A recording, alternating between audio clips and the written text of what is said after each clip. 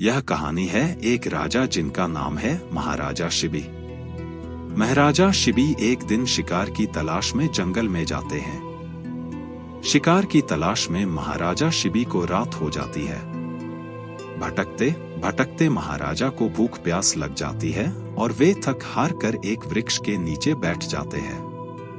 उस अंधेरी रात और जंगल के सन्नाटे में थके हारे महाराजा शिबी विचार कर रहे हैं कि अब मैं क्या करूं। एक तो शिकार हाथ आया नहीं और ऊपर से रात भी हो गई। अब लौटकर जाऊं तो भी कैसे।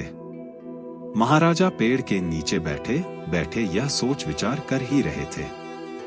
तभी उस पेड़ के ऊपर रहने वाले दो कबूतरों का जोड़ा उनको देखता है और दोनों पति पत्नी आपस में बात करते हैं। कबूतर पति अपनी पत्नी से, है प्रिय, सुनो, यह तो कोई मानव जान पड़ता है, देख रही हो?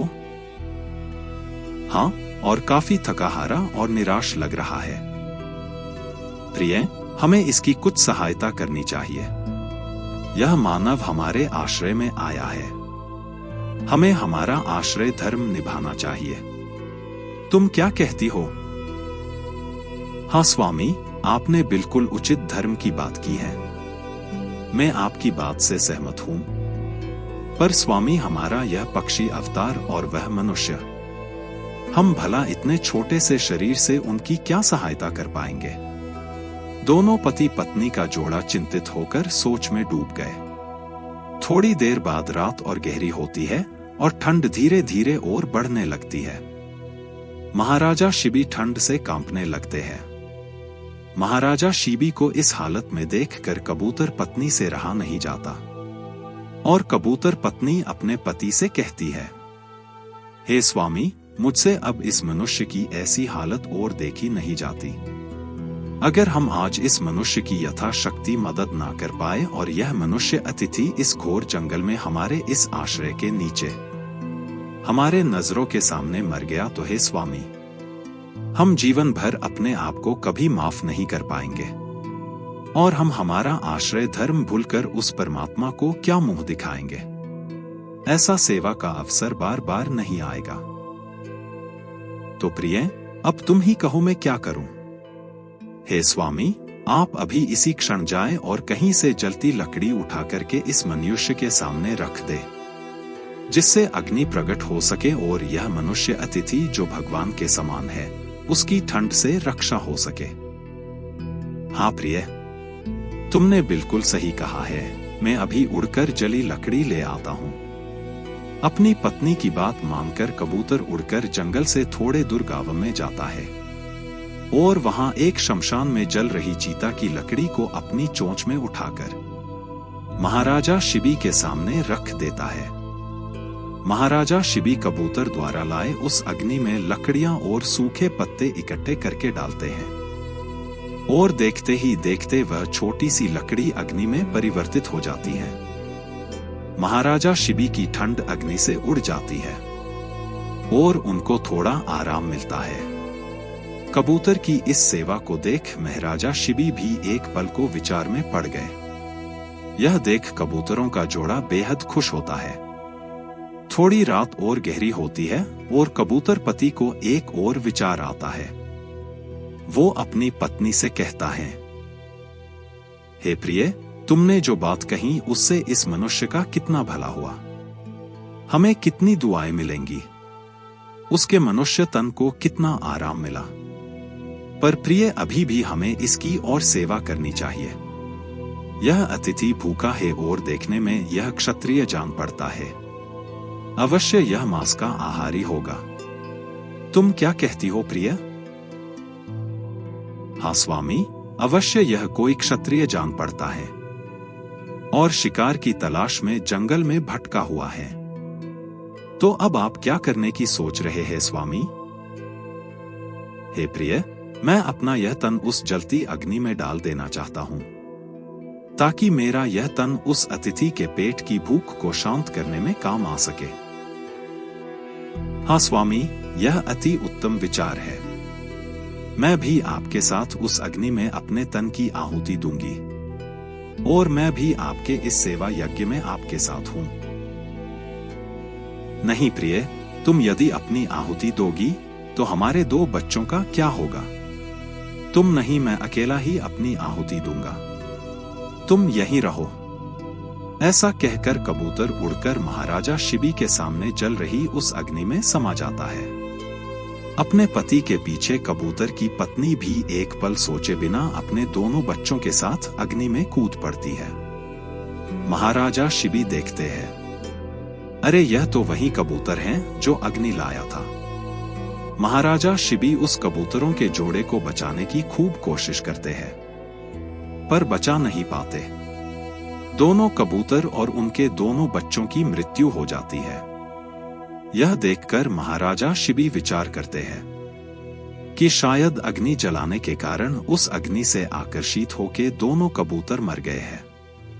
महाराजा शिबी मन में ऐसा विचार कर ही रहे थे, तभी उनके सामने से एक स्वर्ग ले जाने वाला विमान निकला और महाराजा शिबी ने उस विमान में कबूतर, उसकी पत्नी और उनके दोनों बच्चों को बैठा देखा। तभी अचानक से एक आकाशवाणी हुई, हे राजन, आप अभी भी अबोध हैं? अब भी कुछ नहीं समझे? हे राजन, आप तो प्रजापति हैं। हे राजन, आप मनुष्य देह प्राप्त करके भी नहीं कर सके। वो इस कपोतक के जोड़े ने कर दिखाया है। क्या अब भी आप कुछ नहीं करेंगे जीवन में? इस आकाशवाणी को सुन महाराजा शिबी को मन में अपने प्रति दुख की और अपने इस मनुष्य देह के प्रति घृणा की भावना जागृत हुई और महाराजा शिबी के मन के द्वार खुल गए। उसी क्षण उन्होंने निश्चय करते हैं कि आज से इसी क्षण से मैं राजा शिबी अपना संपूर्ण जीवन तन, मन और धन से सत्कर्म में लगाऊंगा। मेरे शरण में आया याचक कभी निराश नहीं लौटेगा। इस घटना के बाद महाराजा शिबी ने दान और मानवता के लिए ऐसे कार्य किए जिनकी ख्याति के चर्चे एक दिन देवराज इंद्र की सभा में पहुंचे। विश्वामित्र और वशिष्ठ महाराज इंद्रलोक की देव सभा में बैठे थे। उसी दौरान वशिष्ठ जी महाराज शिबी के गुणगान एवं उनके महिमा की बात कहते हैं। तभी इस बात को सुनकर विश्वामित्र जी वशिष्ठ महाराज को टोक कर कहते हैं कि यह देवलोक है, यहाँ मृत्यु लोक के मानव का आप गुणगान नहीं कर सकते। तब वशिष्ठ जी कहते हैं, मेरा शिष्य है वो, मुझे संपूर्ण भरोसा है उसकी नीति और धर्म पर। यह बात को सुनकर विश्वामित्र देवराज इंद्र से कहते हैं, आप उनकी परीक्षा कीजिए। आप एक बाज बनिए और अग्निदेव को कबूतर का एक रूप दीजिए। विश्वामित्र जी की बात मानते हुए दोनों महाराजा शिबी के नगर पहुंचे। इंद्रदेव बाज के रूप में तथा अग्निदेव कबूतर के रूप में महाराजा शिबी के दरबार में आए। अग्निदेव कबूतर के रूप में थे। वे उड़कर सीधे महाराजा शिबी की गोद में जा बैठे। महाराजा शिबी उन पर अपना हाथ लगाकर उस कबूतर को सहलाने लगे। कबूतर काफी डरा सहमा सा था। महाराजा शिबी उस कबूतर को सहलाकर सांत्वना दे रहे थे। उतने में ही वहां थोड़ी देर बाद एक बाज उड़ता आया और कबूतर पर झपटने की कोशिश करने लगा। तभी महाराजा शिबी ने उसको रोका और बाज से कहा, तुम्हारी क्या दुश्मनी है इससे? तुम क्यों लड़ रहे? बाज महाराजा शिबी से बोला, मैं बहुत भूखा हूं महाराज, आप मुझसे मेरा भोजन क्यों छीन रहे हो? इससे अच्छा आप मेरे प्राण क्यों नहीं ले लेते हैं? आप यह पाप कर्म क्यों कर रहे हैं? मुझे मेरा भोजन लौटा दीजिए। बाज के ऐसे वचन सुन महाराजा शिबी बोले, तुम्हें सिर्फ मांस ही खाना है ना? तो मैं इसकी व्यवस्था तुम्हें कर देता हूं। इस कबूतर को तुम छोड़ दो। कितना मांस खाना है तुम्हें? बाज, हे राजन, यह कबूतर मारूं या दूसरा कोई प्राणी? मांस तो किसी जीव को मारने से ही प्राप्त होगा। महाराजा शिबी विचार कर बोले, कोई अन्य प्राणी को नहीं मारूंगा, मैं अपना स्वयं का मांस ही तुम्हें दूंगा। कितना मांस खाना है तुम्हें? मुझसे कहो, मैं दूंगा। यह सुनकर इंद्र रूप में बाज बोले, हे महाराज, मैं ना ज्यादा खाऊंगा और ना कम। मुझे इस कबूतर के भार का मांस यदि कोई तोल के दे तो मैं इस कबूतर को छोड़ दूंगा।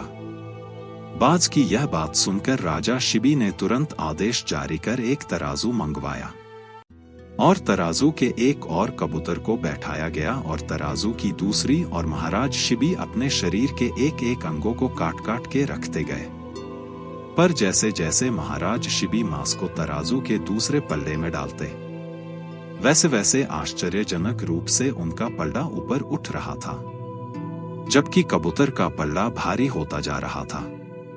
यह देख महाराजा शिबी समझ गए, हो न हो यह कोई सामान्य पक्षी नहीं, यह कोई देव रूप पक्षी है। पर फिर भी वह रुके नहीं। आखिर में वह खुद तराजू के पल्ले में बैठ गए और अंत में अपने मस्तक पर तलवार रखी। तभी वहां साक्षात देवराज इंद्र और अग्निदेव प्रकट हो गए और उनके हाथ को रोक लिया तथा महाराजा शिबी से बोले हैं, राजन, आप धन्य हैं। मैं आपके त्याग और धर्म के प्रति श्रद्धा से अति प्रसन्न हुआ हूँ। इंद्रदेव ने आगे कहा कि आप जो वरदान चाहिए मैं देने को तैयार हूँ। तब भगवान की यह बात सुनकर महाराजा शिबी बोले, हे भगवान इंद्र, हे देवराज, आप अब किसी की ऐसी कठिन परीक्षा मत कीजिएगा, क्योंकि आगे घोर कलयुग आने वाला है जिसमें मानव धर्म, भक्ति और भगवान को भूल जाएगा। कलयुग के मानवों के लिए आप भक्ति और धर्म के मार्ग को इतना कठिन न कीजिए, वरना आपका नाम कोई नहीं लेगा प्रभु। कलयुग में आपको सब भूल जाएंगे।